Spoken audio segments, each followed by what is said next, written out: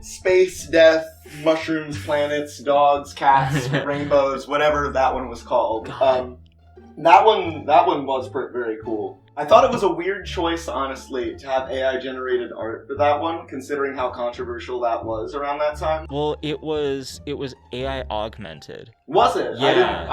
I guess I could tell that, the band themselves were, like, a part of the picture, but I didn't know that was actually... No, so Jason Galea had done a bunch of, like, key paintings, and then the AI was, like, transitioning through it to different stuff. Is that what they did for the video as well? I think so. Okay. Yeah. Because I think that AI art can be interesting if used in, like, that specific way, where it's meant to, like, augment and enhance regular art. Your comment section is going to be great. Oh, yeah, it's going to be awesome.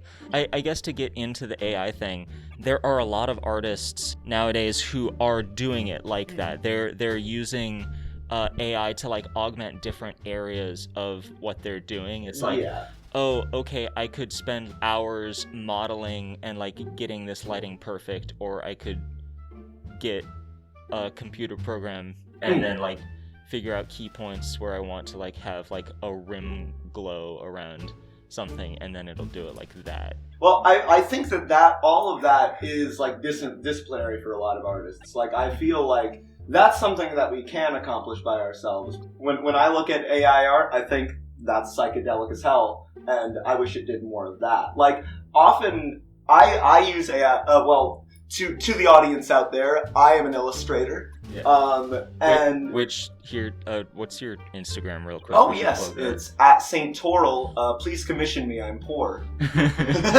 no, he's actually, like, really good. You should check him out.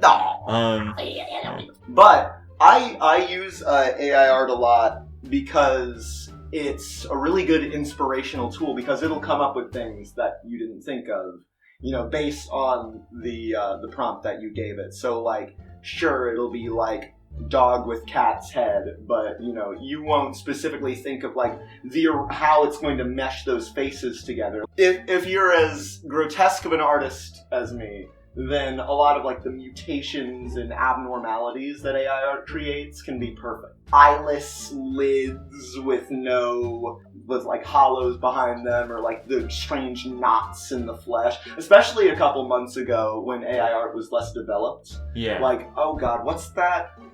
There was DALL-E. There was that like, the browser-based version of DALL-E that everyone was using. Well, they updated it to be more commercial.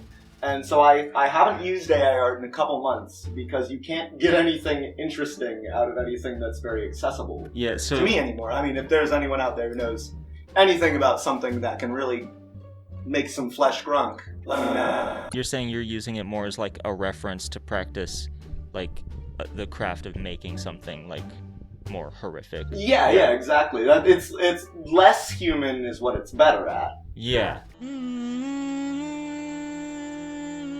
So, I went out to San Francisco. Also, with the caveat of, I'm probably gonna cut out this next whole story, like, from the video. And him and Steve from corporate too. I was out in San Francisco in July, seeing the final 3 Dead & Company shows. I went to like, at every Dead & Co show, there's this thing that shows up just called Shakedown Street. Like, it might as well be, like, this little, like, flea market that follows. Oh my god, wait a minute. Around. Yeah. I've actually, sorry I guess this is all going to be cut out anyways. Yeah. But there's a local coffee shop called Stella Coffee, and there's some sort of Shakedown Street thing going on downtown. Well, the guy who runs that coffee shop commissioned me to do a logo. This was after the final show was done, so, like, of course there were a bunch of just, like, super stoned, like, hippies just wandering around on Shakedown Street as everything was, like, cooling down. And I was hanging out with these people that I had met, like, the day before at the show before. And we were walking around.